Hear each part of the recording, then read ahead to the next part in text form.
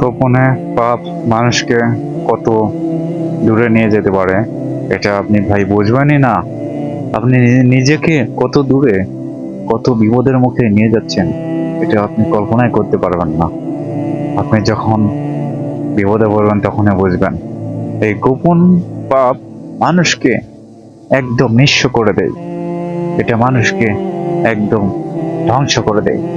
আর আপনি যদি গোপনে ইবাদত করেন, এর পরিণাম আল্লাহ আপনাকে সর্বোচ্চ মর্যাদা দান করবে। এটা একদম বাস্তব। আপনি গোপনে আল্লাহর অনেক ইবাদত আছে, অনেক ইবাদত মনে মনে গোপন মানে গোপনে গোপনে আপনি সেই ইবাদত করতে থাকেন। আপনাকে এক সময় আল্লাহ এমন মর্যাদায় নিয়ে যাবেন আপনি কল্পনাই করতে পারবেন না।